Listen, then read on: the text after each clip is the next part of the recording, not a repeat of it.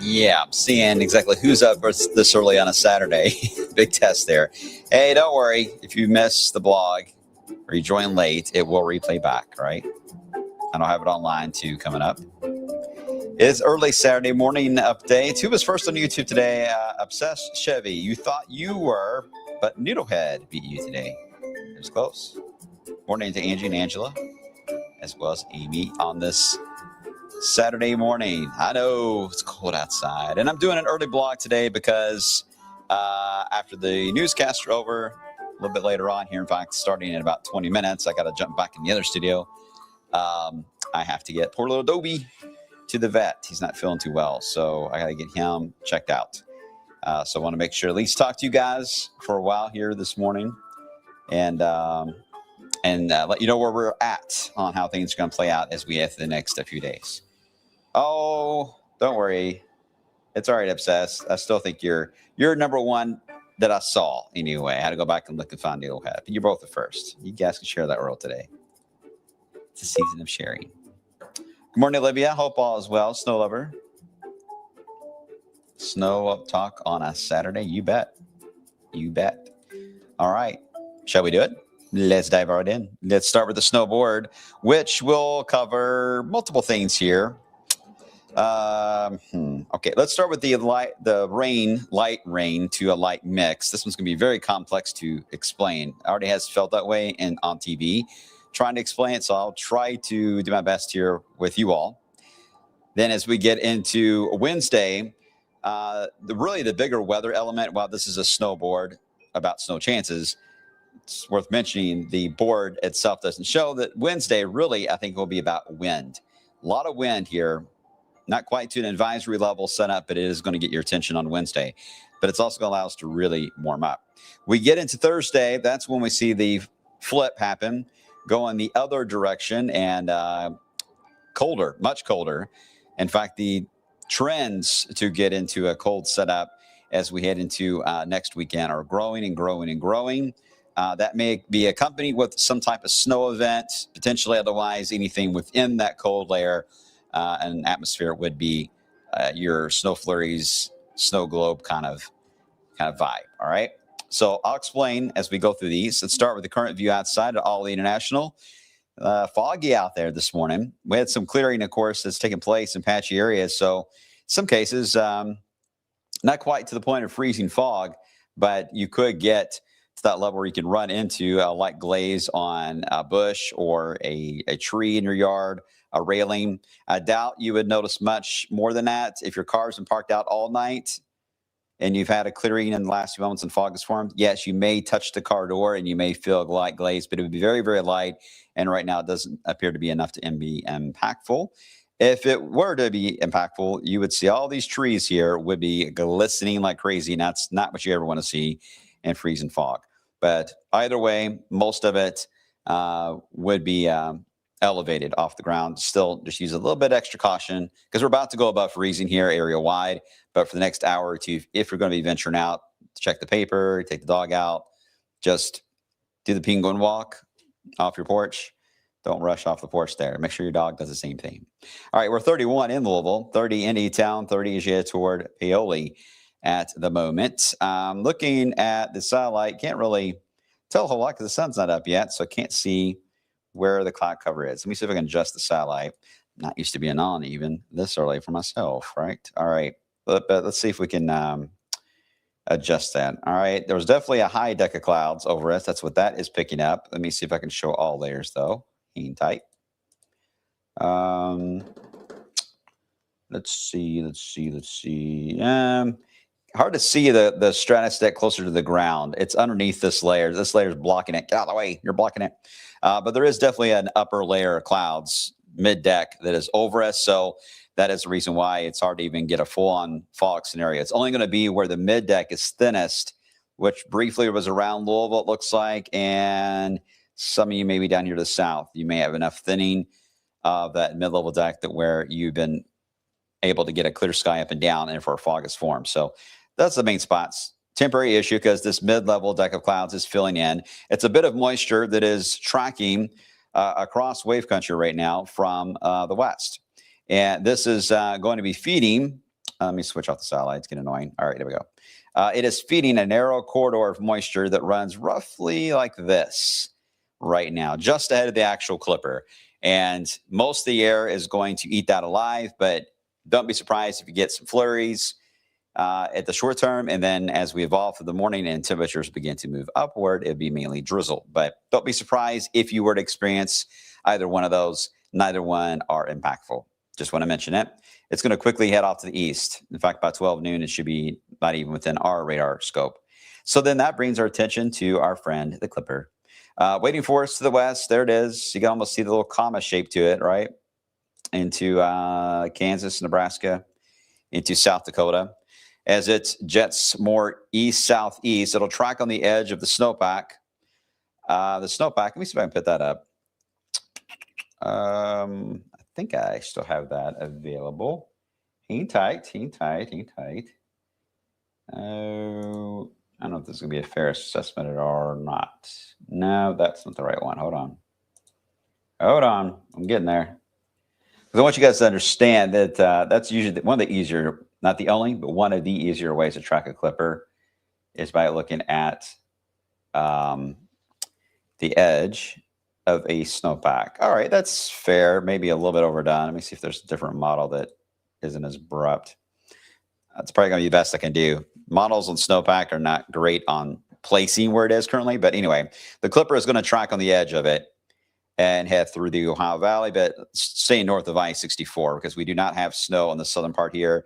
And the snow is just about gone in all areas. A widespread snow cover is certainly gone that we had. So that means the clipper is going to be at I-70 tracker. So because of that, majority of your snow with it will be on the front end of the northern part of it. And on the southern part, the southwest wind will win out and it will be in liquid form.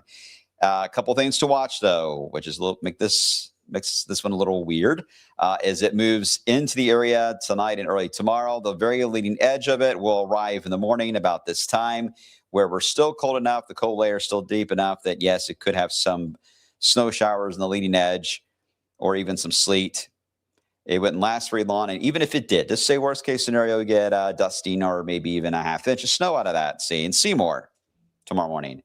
It wouldn't matter much because eventually the southwest wind will roll over you and you'll be rain within the hour after that happens. And if you blinked, you missed it. So it's a minor issue early in the day, but I will myself, and then Kevin's here later today. So we'll monitor that and make sure there's no travel issues, even in the short term. If it's one of those time periods that it happens at 6 a.m. and no one's really out, doesn't really matter. But if it's like 9 or 10 a.m., church services, a lot of folks will be heading out. Well, that's a different story, right? It may impact you that hour. So we don't see enough yet for any type of alert. But I do know there are some advisories out near the Wabash area, north and west of Bloomington, Indiana, to account for that little burst as it arrives early in the morning. Otherwise, I don't want you guys to get too caught up on that because the majority of this is going to be in the form of rain before it goes back to snow again or something wintry at the end of it. This is a clipper that has multiple personalities here. So here we go with tomorrow morning. Again, a chance to get some wintry weather on the leading edge of it. Otherwise, drizzle, light rain throughout the day on Sunday. Good chance to get into the lower 40s, maybe mid 40s tomorrow. But it will be a cloudy, rainy kind of day. That's okay. We need to at least wash off some of the salt off the cars. Keep in mind, the salt on the roads will still be there. So if you wash your car, that's fine. You want to get the salt off of it. But as soon as you get back on the interstate again and you got light rain falling, that still is a salt residue that's in the rain, and it goes back on your windshield again, and you're covered in salt all over. So usually you guys, if you're from here or anywhere really where it's cold, know that it takes 2 to 3 washes to get the salt off of a car. A good rain event is really what helps improve it all. But in this scenario, you definitely want to do at least some washes if you can to get that heavier residue off of there. Just be careful now. Don't go when it's below freezing.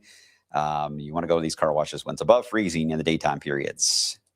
I think, anyways, the gates aren't even open. I'm not even sure if they do that anymore. Now, here's what's interesting. We get into tomorrow night. It stays 36, 37 all the way through about midnight. So tomorrow night, it'll still be rainy and drizzly outside. The cold air lags a bit on this clipper, but the clipper slows down. And with it slowing down across Kentucky to Tennessee, the cold air now is diving in and starting to catch up with it in a game of it. And guess who's it?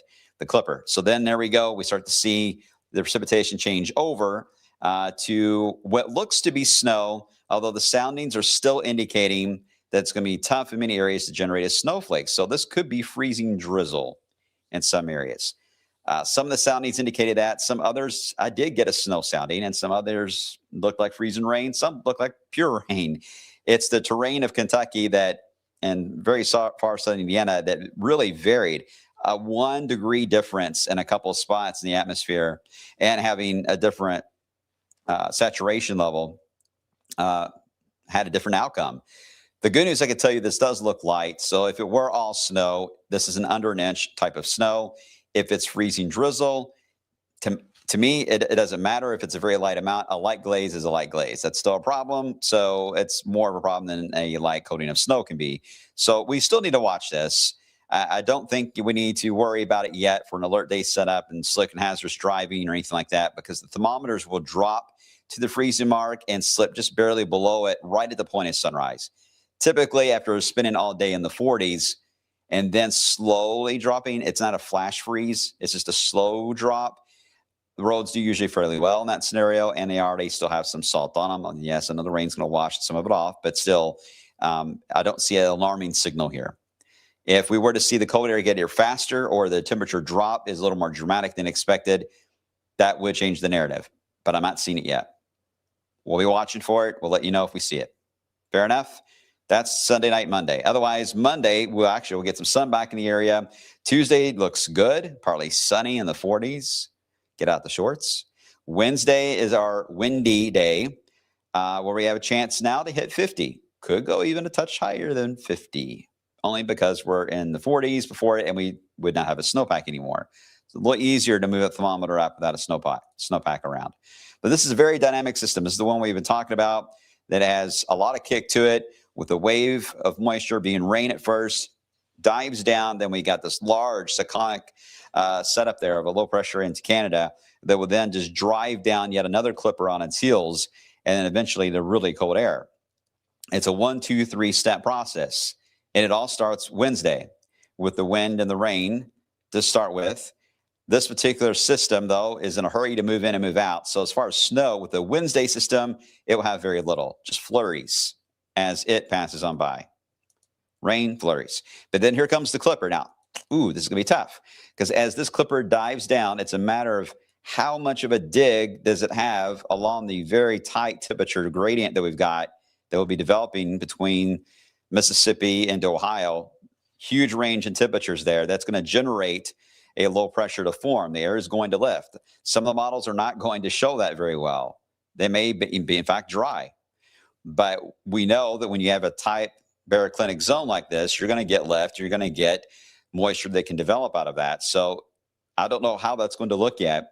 I think what we need to worry about right now, and it's the most important factor, is where are we going to be in that zone?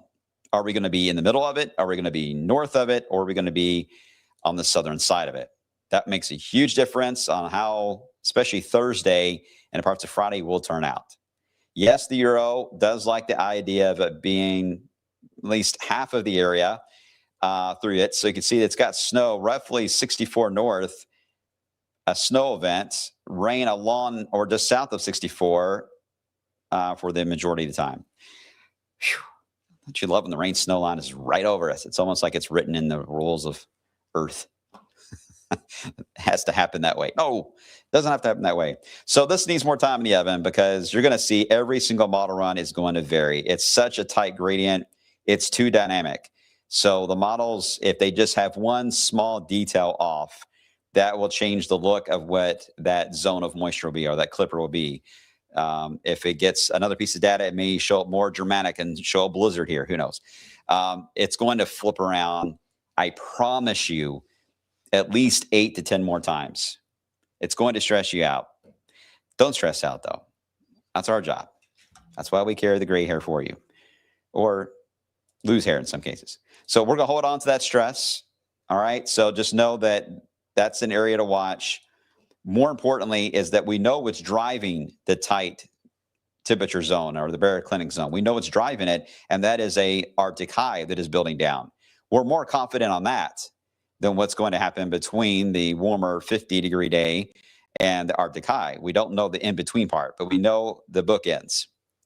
And the other bookend of this would be the Arctic front, which will be arriving at some point Friday with high ratio, snow showers, very cold air. Some of the numbers here are brutal. I thought I was being a little aggressive on putting the numbers in the 10-day, and then I keep looking at the Euro, and I'm like, Euro's way colder than that. And I'm talking about, wind chills that would go below zero for the area. So very, very cold. Stuff you would see typically the coldest of the entire winter is trying to show up for next weekend. So, and if we get snow on the ground, you know where I'm going with that. So there's a lot of questions on that. I can just tell you that it's not going to be warm next weekend. But how cold it's going to get, we don't know yet until we figure out ground cover, how that's going to play out, and obviously the systems before it. Just brace yourselves, as the meme says from Game of Thrones. And then that will slowly ease out. Will it regroup again and dive back down toward the first day of winter? Good support for that, which that is absolutely going to be key on how things will play out for Christmas. Oops, I meant to update this graphic. Let me see if I can do that real quick before it's too late, because I have 4 minutes to get into the studio. Here is, oh, hello, Wavy. Where's car broke down on 65 south of the Waterston. Thank you. All right, here's the matrix. Hopefully it will update. Let me see if it did. There we go. Let me bring that full screen. And it doesn't show much for the Sunday night, Monday wave. Again, very blah. But here is the Thursday into Friday, that clipper and the baroclinic zone. It doesn't know yet what to do with it. It just knows the potential is there for light accumulations. And so far, they're mainly light, and then maybe some more after that. But I think this is what we need to focus on, is this Arctic boundary for later into the week.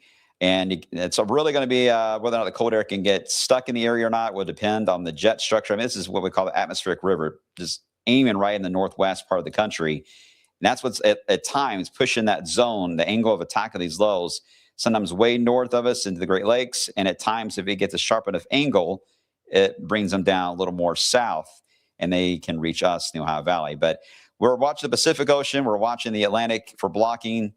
And I was hoping to show you more maps on that, but unfortunately I am running out of time because I do have to get in the studio. Let me bring up the 10-day, see if there's any questions I can try to answer real quick. He's talking about Kevin. I didn't say any names. Carrie, I didn't say any names. Snow potential Thursday. It's potential right now, Tim. It's not a snow officially event or anything like that in the forecast. We can't do that yet. All I can tell you is the environment is there with that zone to produce lift or precipitation, likely in the form of snow. And yeah, I mean, there's a chance it could be something to watch. Absolutely could get interesting, especially with the amount of cold air that is blasting in behind that. That's what stands out to me. And that's what can really enhance some of these waves that the models just don't sniff out until we get right up on them. I mean, I'm talking 36 hours away from the event. Then they suddenly see it. You know what that means? It's Saturday. So we are going to be talking about this and model trends and everything else back and forth probably until sometime Tuesday night or Wednesday. Aren't you excited? We're going to be talking about this a lot. But that's all right. That's part of the fun. It's part of the fun is to look at this and just see how it goes and trends, right? The 10-day, though, does show some fall days. Today, I would say is a fall day, 39, then 40s, and then we get into the Wednesday, but that wind, it won't feel like 50 with that wind being strong. And then we'll just watch everything just kind of crash as we head into later next week. All right, guys, I got to run. Sunrise is actually starting right now, so tune in. Kirsten Foote is there, as well as Marissa Burke. So join in, say hello, and I'll catch you guys coming up on the flip side. All right, take care.